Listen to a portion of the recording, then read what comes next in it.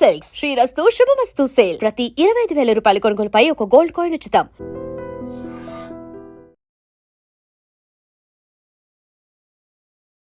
Welcome to I dream. నా పేరు Lumbini. 91% of Indians కుక్కలు వీధుల్లో ఉంటే చాలా సేఫ్గా ఫీల్ అవుతున్నారంట. ఇది ఓన్లీ ఒక పాజిటివ్ నోట్ మాత్రమే. బట్ ఇంకొక సైడ్ చూస్తుంటే కుక్కలు వీధుల్లో ఉండడం వల్ల చిన్నపిల్లల్ని అటాక్ చేయడము, కొన్ని సందర్భాల్లో పిల్లల ప్రాణాలు కూడా పోవడం, ఇలాంటి సందర్భాలు అయితే మనం చూసాం కదా. నిజంగా కుక్క కాటు అంత విషమా, అంత ప్రాబ్లమాటిక్గా మన బాడీకి కుక్క కాటు అనేది ఉంటుందా? సో ఏంటి డిస్కస్ చేద్దాం. అండ్ ఆల్సో రేబీస్ వ్యాధి గురించి కూడా మనం మాట్లాడదాం. ఈరోజు మనతో పాటు ఉన్నారు senior neuro surgeon doctor Ranganatham గారు. Let's talk to him. Hello sir, నమస్తే. సార్, ఈ మధ్య కాలంలో స్ట్రీట్ డాగ్స్ సంఖ్య పెరుగుతుంది. అండ్ కొంతమంది ఏంటంటే స్ట్రీట్ డాగ్స్ ఉండడం వల్ల అది సేఫ్టీ అని ఫీల్ అయ్యే వాళ్ళు కొంతమంది ఉన్నారు, ఎందుకంటే దొంగల బారి నుండి కాపాడతాయని చెప్పేసి. ఇంకొక వైపు చూస్తుంటే అటాక్స్ చేయడము, చిన్నపిల్లల్ని చాలా కేసెస్ మనం ఈ మధ్య కాలంలో చూసాము. చిన్నపిల్లల్ని కానీ లేదంటే వెహికల్స్ మీద వెళ్ళే వాళ్ళని అటాక్ చేసి అవి కొరికి చంపేస్తూ ఉన్నాయి లిటరలీ చిన్నపిల్లల్ని. అలాంటి సందర్భాలు కూడా మనం చూసాము. అయితే ఓవరాల్గా కుక్క కాటు వేస్తే ఎలాంటి బాడీలో ఎఫెక్ట్స్ జరుగుతాయి అండ్ మనిషి చనిపోయే వరకు కూడా అంత ఎఫెక్టివ్ ఉంటుందంటారా? ఇప్పుడు కుక్క కాటే సంగతి తీసుకోండి. హైదరాబాద్ నగరం తీసుకోండి. 2019లో అసలు చాలా తక్కువ ఉన్నాయి. 2022లో అయితే దగ్గర దగ్గర 31,000 ఉన్నాయి. 2024కి ఎంత నంబర్ తెలిసింది? 42,000 అయ్యాయి. మీరు కుక్క కాటు నుంచి వచ్చే వ్యాధి అడిగారు. దాన్ని రేబీస్ అంటారు. అంటే రేబీస్ వైరస్ వల్ల సంక్రమించే వ్యాధి. ఒక్కసారి వ్యాధి లక్షణాలు కానీ కనబడితే తర్వాత మాట్లాడుకుందాం డీటెయిల్స్. ప్రాణాపాయం 99%.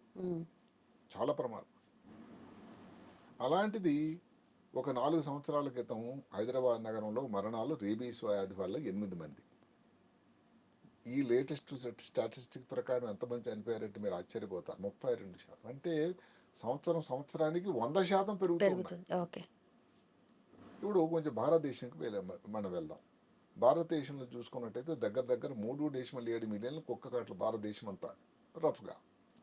ఇప్పుడు లేటెస్ట్గా 4 మిలియన్లు అయిపోయింది.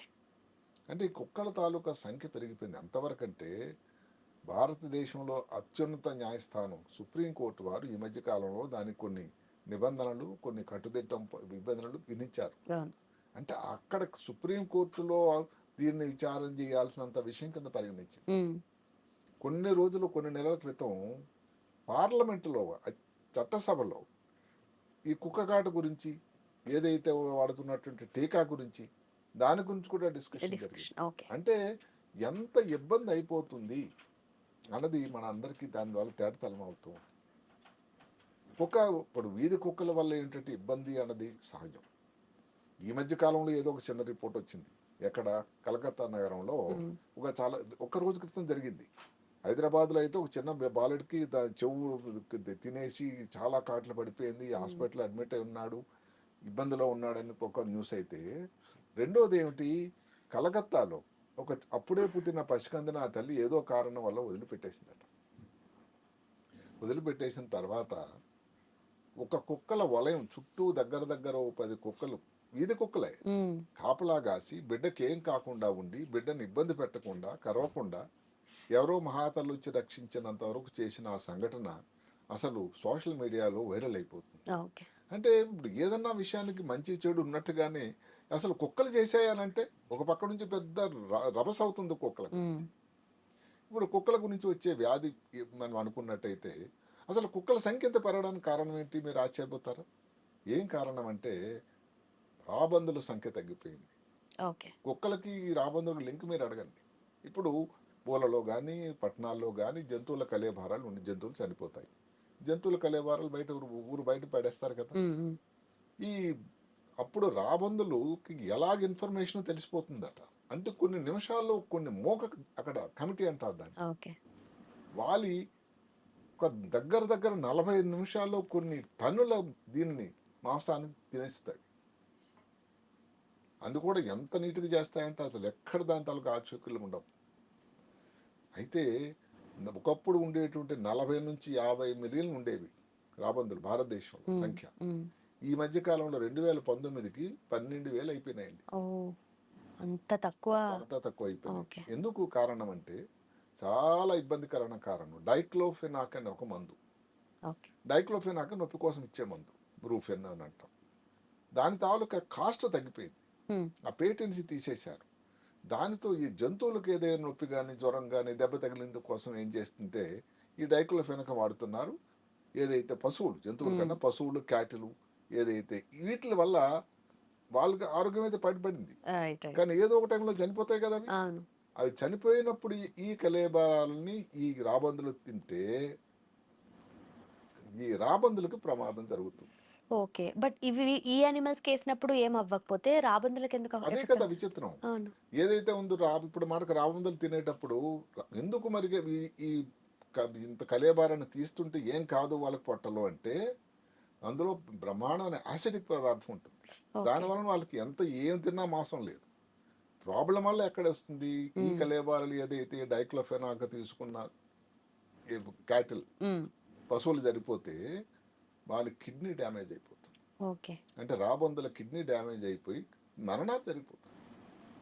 దానికని అసలు భారత ప్రభుత్వం ఈ మధ్యన నడుము కట్టుకుంది. అదే కాకుండా 2000 నుంచి 2005 సంవత్సరంలో గణాంకాల ప్రకారం దగ్గర దగ్గర 5 లక్షల మంది భారతీయులు ప్రిమెచ్యూర్గా చనిపోయారు. అంటే మామూలు వాళ్ళ వయసుని కంటా ముందుగా. ఎందుకంటే ఈ ఇబ్బందులు, ఈ కాలుష్యం వీటి వల్ల. ఓకే. అంటే రాబందుల తాలూకు ముఖ్యత ఎంతో. అదే కాకుండా ఆర్థికాన్ని భారతదేశం ఆర్థిక పరిస్థితికి దగ్గర దగ్గర ఒక 70 మిలియన్ లాస్ అయిందట. ఓకే. అందువల్ల రాబందుల సంఖ్య ఎంత పెరిగితే ఇప్పుడు ఎన్విరాన్మెంటల్ మినిస్ట్రీ దాని కంకణ కట్టుకుంది. మన నెహ్రూ జూలాజికల్ పార్క్లో సపరేట్గా వీళ్ళని కన్జర్వేషన్ కోసం పెద్ద తయారు చేశారు. అన్ని వాటికి ఎక్కడ సందర్శకులకు చూపించకుండా పార్కులో వాళ్ళు మీరు జూకి వెళ్తే హ్మ్. ఇవి చూపించరు రాబందుల్ని, దానివల్ల డ్యామేజ్ అవుతుంది, ప్రాబ్లం అవుతుందని. ఎంతవరకు సంఖ్య పెంచడానికి, ఓకే. దానికి ఆ టైంలో దాన్ని పిల్లల్ని గుడ్డులు పెట్టడానికి అన్ని అనుగాంత ప్రదేశం కల్పించి ఎంత తొందరగా అయితే అంత తొందరగా కల్పించడానికి ఒక అవకాశం ఉంది. ఎందుకు అంత పని చేయాల్సి వచ్చింది ఒక మాట చెప్తాను. ఇప్పుడు మాటకి ప్రతి ఊర్లోన ఈ పశువులు ఇవన్నీ చనిపోవడం సహజం ఒక వయసు తర్వాత. హ్మ్. దానికి ఈ స్కావెంజర్స్ అంటారు. అంటే ఏమిటి, ఈ రాబందులట ఒక ఒక విధి నిర్వహణ, ఒక ముఖ్యమైన పద్ధతి హ్మ్. మనం చెయ్యాలి, కాలుష్యాన్ని తగ్గించాలి అని చేసేటువంటి విధిగా చేస్తూ ఉంటాయి. ఆబ్లిగేట్ స్కావెంజర్స్ అంటారు, ఓకే. సఫాయిదారులు వాళ్ళు. ఇంకా ఆల్టర్నేటివ్స్ మనకే ఉన్నాయి, కుక్కలు హ్మ్. లేదా రోడెంట్స్, ఏది పెద్ద పెద్ద ఎలుకలు లాంటివి. హ్మ్. ఆ! కానీ కుక్కలు జనరలైజ్డ్ స్కావెంజర్స్. అంటే ఏమిటి, ఏదో ఇచ్చవచ్చి అలాగా తీసి పడేయడం, చుట్టుపక్కల జల్లేయడం, తీయలేకపోవడం పూర్తిగాను, రోజులు కూడా తినడం. ఓకే. దానితో కాలుష్యం పెరుగుతుంది, సరిగదా తగ్గటం లేదు. హ్మ్.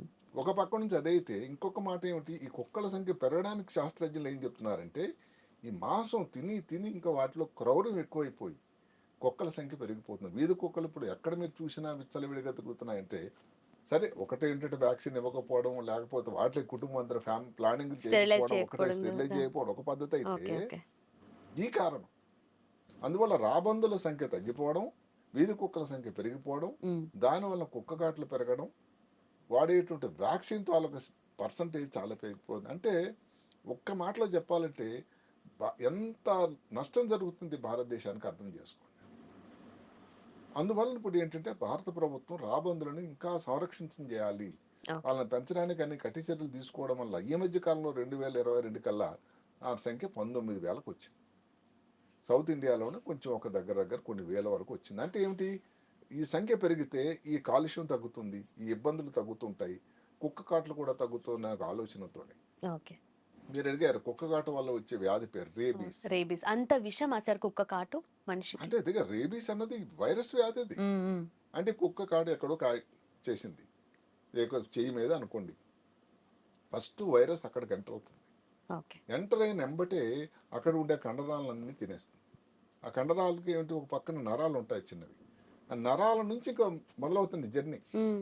అంటే ఎంతవరకు అంటే ఒక సూపర్ ఫాస్ట్ ట్రైన్ మించిపోయినట్ట. హ్మ్. ఇంకా దాన్ని ఎవరు ఆపే శక్తి లేదు ఇంకొకసారి లోపలికి వెళ్ళిందంటే. ఓకే. అది ఎంతవరకు టక టక అని జరిగిపోతూ దానిలో ఉండేటువంటి ఒక డైన్యూరిన్ అని ఒక ప్రోటీన్ ఉంటుంది, దానిని అపహరణ చేస్తుంది. ఓకే. హైజాకింగ్ మనం ఎప్పుడో ఇది విమానాల హైజాకింగ్ అన్నా, కార్ల హైజాకింగ్ అన్నా, ఈ నరాల తాలూకా ప్రోటీన్ హైజాక్ హైజాక్ చేస్తుంది. చేస్తుంది. ఓకే. చేసి ముందు ఇక్కడ దెబ్బ తగిలితే మరి వెనక్కి వెళ్తుంది, వెనక నుంచి ఏదైతే ఉందో నరంలో ముఖ్యమైన భాగం సెల్ బాడీ అంటాం, హ్మ్.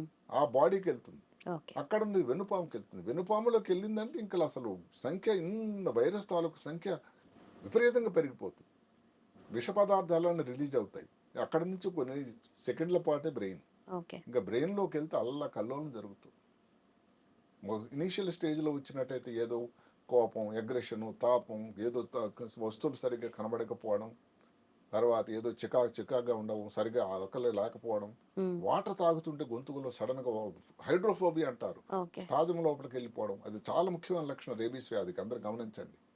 లేదు ఇంకా లేటుగా చేసిగా ఏదైనా కారణాలు ఉండేటట్టయితే నెమ్మదిగా ఫిట్స్ లాగా రావడం, కోమాలోనికి వెళ్ళిపోవడం, ప్రాణాపాయం కూడా జరుగుతుంది. ఓకే. ఇంకా అందరూ శాస్త్రజ్ఞులు ఏం చెప్తారంటే రేబీస్ వ్యాధితాల లక్షణాలు కానీ చూపితే 99%, 98% మరణం అని. అది రేబీస్ తాలూకు. అంటే ఎంతవరకు చెప్తూ ఉంటే ఒక శాస్త్రజ్ఞుని ఇంట్రెస్టింగ్గా ఏం చెప్పాడంటే హైజాకింగ్, ఏదైతే నరాల్లో ఉన్న ప్రోటీన్ హైజాక్ చేయడం ఒక step, train super fast train మించినటువంటి దాని స్పీడ్లో వెళ్ళడం, అక్కడితో ఆగకుండా అక్కడ ఉండేటువంటి సమాచార వ్యవస్థ, పోస్టల్ సర్వీస్ అనుకోండి, నరాల వ్యవస్థ పోస్టల్ సర్వీస్ లాగా ఇక్కడ నుంచి ఇక్కడ సమాచారం వెళ్ళాలి కదా, లింక్స్ అది డిజేబుల్ చేసేయడం పూర్తిగా. ఓకే. అదే కాకుండా ఏదైతే ఉందో ఈ మనం డిస్రప్టివ్ ఫోర్సెస్ అన్ని కలిసి రోగ నిరోధక వ్యవస్థ ఏదైతే ఉందో డిఫెన్స్ ఫోర్సెస్ అని యుద్ధంలో ఎదుర్కొని ఇన్ని ఇబ్బందులు తయారు చేస్తుంది ఒక్క వైరస్. ఓకే. ఇమ్యూనిటీ చచ్చిపోతుంది ఇంకా. ఇమ్యూనిటీ ఉన్నా కానీ దాన్ని పనిచేయకుండా చేస్తుంది. ఓకే. అదే కాకుండా మీరు ఒక చిన్న విషయం ఆలోచించండి, ఈ రేబీస్ వైరస్లో ఉన్నది 5 ప్రోటీన్లు. మానవుని శరీరంలో ఉండే నరాల్లో ఉండేది ఏంటంటే 2000. మరి ఎందుకంటే ఇంత ప్రమాదం జరుగుతుంది?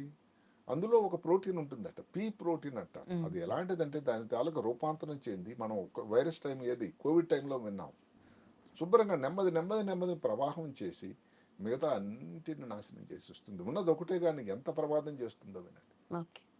అందువల్ల ఏదైతే రేబీస్ వ్యాక్సిన్ కానీ రేబీస్ కానీ వచ్చేటట్టయితే దానివల్ల ముందు ప్రోడ్రోమల్ సిమ్టమ్స్ అంటే ముందు వచ్చే ఇబ్బంది, దానికి మామూలుగా ఏదైతే ఉందో ఈ ఇంక్యుబేషన్ పీరియడ్ అంటాం, వ్యాధి రావడానికి కొన్ని నెలల నుంచి కొన్ని వారాల వరకు, సంవత్సరం వరకు కూడా ఉండొచ్చు. కానీ ఒక్కోసారి చాలా ఫాస్ట్గా వస్తుంది. అది దేని బట్టి ఉంటుంది? ఇప్పుడు నిన్న పిల్లాడిది చెవు తినేసింది, కొరికేసింది, చాలా కాట్లు, నంబర్ ఆఫ్ బైట్స్ ఎక్కువ ఉంటాయి. లేకపోతే ఇప్పుడు ఫేస్ మీద కానీ మెడ మీద కానీ ఉందనుకోండి, చాలా ప్రమాదం. ఎందుకంటే బ్రెయిన్కి ఎంతో దూరం లేదు, పెద్ద వయసులో కానీ. అదే కాకుండా ఇమ్యూనో వ్యవస్థ మీరు అన్నారు కానీ ఉండేటట్టయితే, బాగా డీప్గా ఉండేటువంటి బైట్స్ కానీ ఉండేటట్టయితే తొందరగా రావడానికి రేబీస్ వ్యాధి అనేది చాలా చాలా అనువుగా అవుతుంది. ఇది వచ్చేటప్పుడు ప్రోడ్రోమల్, ఇందాక చెప్పినటువంటి ఇలాంటి పెద్ద ప్రమాదమైన లక్షణాలే కాకుండా ప్రోడ్రోమల్ సిమ్టమ్స్, ఏదో జ్వరం, చికాగ్గా ఉండడం, బాగా వీక్నెస్ అనిపించటం. అదే కాకుండా ఎక్కడైతే కుక్క కరిచిందో అక్కడ దురదేస్తుందట, అక్కడతో నాగకుండా వచ్చేదాని నరాల లక్షణాలు, ఇందాక మనం చెప్పినటువంటి హాల్యూసినేషన్స్ కానీ ఈ ఫిట్స్ మాదిరి. తర్వాత పెరాలసిస్, శరీరంలో ఒక భాగం పూర్తిగా పెరాలసిస్ అయిపోవడం, కాలు చేయి పని చేయకపోవడం, మూతి వంకరైపోవడం, జ్ఞాపక శక్తి పోవడం, అదే కాకుండా పూర్తిగా అన్కాన్షియస్ అయిపోవడం. అంటే అంత ప్రమాదమైన వ్యాధి రేబీస్ వ్యాధి. దీనికి చేయాల్సిందల్లా ఏమిటంటే కుక్క కాటు వచ్చినట్టయితే డాక్టర్ని సంప్రదించాలి. ఇది అందరిలో అవగాహన చాలా ముఖ్యం. ప్రజల్లో కొంతమంది అట్లాగే వదిలేస్తూ ఉంటారు, ఏం కాదులే బాగానే ఉన్నాను కదా, అవును, కానీ అంత అక్కడ వెంటనే సింప్టమ్స్ తెలియకపోయినా కూడా మీరు బాగున్నంత మాత్రం వైరస్ అలా ఊరుకోదు. కరెక్ట్. అక్కడ దాన్ని శుభ్రం చేయాలి. శుభ్రం చేసిన తర్వాత డాక్టర్ గారి సంరక్షణలో ముందుగాని ప్రీ బైట్ ప్రొఫిలాక్సిస్ అని అంటారు, అదే కానీ చిన్న దెబ్బ ఇబ్బంది రాకముందు కానీ వచ్చేటట్టయితే 3 డోసులు ఇస్తే సరిపోతుంది యాంటీ రేబీస్ వ్యాక్సిన్. మొదటి రోజు నాడు, తర్వాత 1వ రోజు, 21వ రోజు కొంతమంది చెప్తారు. అదే కానీ 4 డోసులు ఒక్కొక్కసారి కానీ బయట వచ్చేసి ఇబ్బందులు వస్తున్నాయనేటప్పుడు అన్నా కానీ అది కొంచెం చీప్. అది ప్రతి హెల్త్ సెంటర్లో కూడా వ్యాక్సిన్ ఉంది. ఇంకోటి రేబీస్ మోనోక్లోనల్ యాంటీబాడీ అని ఉంది, అది కొంచెం ఖర్చుతో కూడుకున్నది. అది ఎక్కడ అంటే ఎమర్జెన్సీ, అప్పటికప్పుడు. ఇప్పుడు వ్యాక్సిన్కి దీనికి తేడా ఏమిటంటే వ్యాక్సిన్ ఇచ్చిన తర్వాత శరీరంలో యాంటీబాడీస్ తయారవ్వాలి, అంటే ఎదుర్కొనేటువంటి శక్తి వచ్చే కణాలు, అది టైం పడుతుంది కదా. ఈ రేబీస్ మోనోక్లోనల్ యాంటీబాడీస్ ఏమవుతుంది, రెడీమేడ్, ఇలా ఇచ్చారు మీరు, రెడీ అయిపోతుంది వ్యవస్థ. అది ఎవరికి తొందరగా కానీ దాని యాక్షన్ కావాలన్నా, పెద్ద వయసులో కానీ, లేకపోతే ఇమ్యూనో డిప్రెషన్ ఏదైతే ట్రాన్స్ప్లాంట్ అయింది, షుగర్ ఉంది, బీపీ ఉంది, ఇలాంటి వాళ్ళలో కానీ ఈ యాంటీ రేబీస్ ఇమ్యునోగ్లోబులిన్ కానీ ఇచ్చినట్టయితే దాని ఇబ్బంది రాకుండా ఉంటుంది. ఓకే. మొత్తం మీద ఏదైనా కానీ అదే కాకుండా అన్నిటికంటే ముందుగా అవగాహన లోపం ఒకటి, నన్ను చెప్పుకున్నట్టు ఏమవుతుంది అని ఒక ధీమా, వ్యాక్సిన్ తీసుకోకపోవడం. తర్వాత ఒకసారి ఒక రోజు డోసు తీసుకుని వ్యాక్సిన్ తర్వాత వెళ్ళకపోవడం. ఓకే. దానికి ఒక నిర్దిష్టమైన ఒక డోస్ ఉంది. 3 సార్లు కానీ 4 సార్లు కానీ, అది మీరు ఆలోచన, మీరు ఇష్టం వచ్చిన బట్టి వెళ్ళడానికి లేదు అది. Correct. అందువల్ల ఈ రేబీస్ వ్యాధి నుంచి బారి పడకుండా ఉండాలంటే మీకు ఒక్కొక్క గాటి తెలిసిందనంటే ఎవరో డాక్టర్లు వచ్చి మీ ఇంటికి వచ్చి వైద్యం చేయలేరు కదా. దయచేసి గమనించండి, డాక్టర్ గారిని సందర్శించాలి.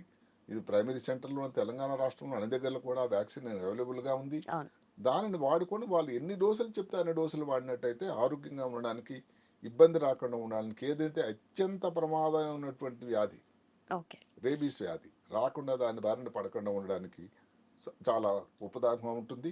ఇంకా ఎంత ప్రయత్నం, ఇంకా ఏదైతే ఉన్నాయో రాబందుల సంఖ్య పెరిగినంత వరకు కుక్కల సంఖ్య ఉంటూనే ఉంటుంది. ఓకే. ఏదో ఒక కలకత్తా నగరంలో జరిగిన సంఘటన సంతోషంగా ఒక పక్క నుంచి కన్నా, ఇప్పుడు హైదరాబాద్లో చూస్తూనే ఉన్నాం, పెద్దవాళ్ళని, చిన్నవాళ్ళని, పిల్లల్ని, మోటార్ సైకిల్ మీద వెళ్తున్న వాళ్ళని అందరిని అటాక్ చేయడం, అందులో మోక, అది ఎంత ప్రమాదం. అందువల్ల ఇప్పుడు ప్రభుత్వం నుంచి ఏదైతే ఉందో, ఏదైతే చెప్పింది దానికి ఇచ్చేయడం కానీ, వ్యాక్సిన్ ఇవ్వడం కానీ కుక్కలకి, లేకపోతే స్టెరిలైజేషన్ కానీ చేయడం అనేది అంత సింపుల్ పద్ధతి కాదు.